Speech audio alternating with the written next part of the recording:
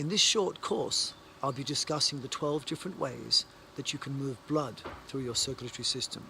Only one of these ways is the heart. The heart's the least effective way of moving blood through your system, and it actually ends up putting you in a state of flight or fight or stress. So by using the other 11 ways of moving blood through your body that I'll show you, you'll find you also become strong without becoming tense. You become more flexible without having to do painful stretching. You become more intelligent in your cells without having to overthink your exercise. You become much more relaxed without having to lie down.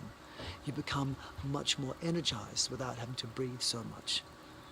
And you'll find that the practice that you do of posture, movement and breathing will actually give you the possibility to sleep less and need to eat less while still feeling energized and calm.